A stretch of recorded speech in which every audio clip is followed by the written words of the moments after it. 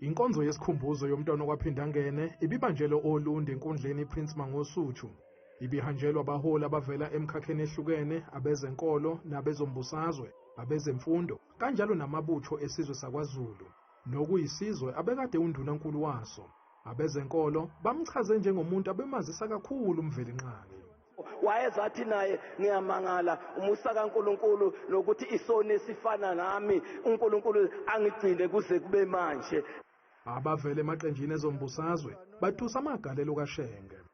Never be shaken by opportunists, hypocrites who want to educate us about our own history and the leadership that stabilized this country into a politically peaceful environment.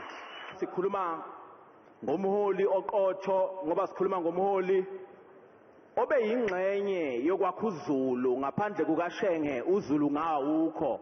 A patron yokuthanda uMzansi Afrika. Whenever he goes out of the country, he has never spoken ill about South Africa. He will embrace and defend the constitution of this country.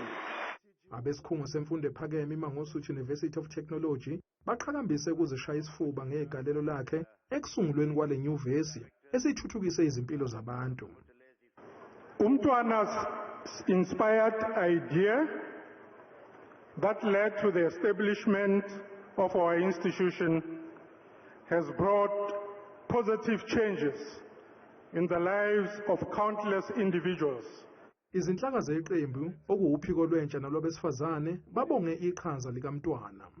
Izimfundiso zakho nothando lwakho kubantu abasha nasekusaseni lalelizwe samaZulu kanye nesizwe sonke saseNingizimu South Africa alisobe lwalibaleka. He preserved ubukhosi bakwaZulu and our culture which gave us a unique identity. Khosi Mokoena of a Contralesa delivered a moving tribute about Umntwana's contribution on the preservation of ubuholi bomdabu during the democratic transition in this country. Amabutho awasalanga ngaphandle ekukhumbuleni uNdunankulu wesizwe sawo sakwaZulu njengoba besho amahubo akwaZulu. Wena usemathe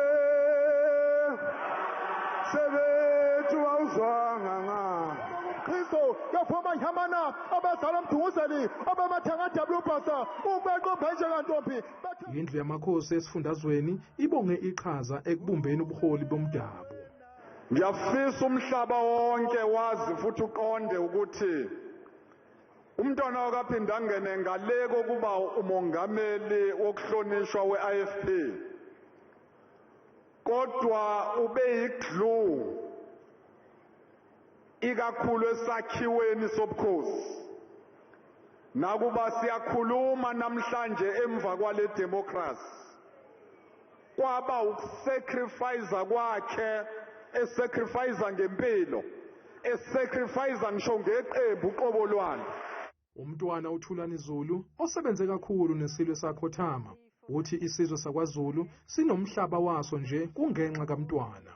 Umntwana Wakwaphindangene uthi mayexoxa sengimdala ngaka ngihlele eParliament ngilinde nje isihloko kukhulunywe ngonyama trust ekhulunywe phambi kwami ngikhona. Siyazi ukuthi ke ilegacy yakhe umntwana walala waphupha wawubhala umthetho sisekelo wengonyama trust.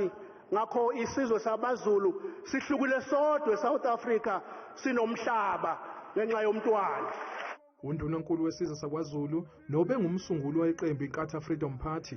Inkosi yakwaButhelezi izotshalwa ngomgqibelo oLundi emahlabathini.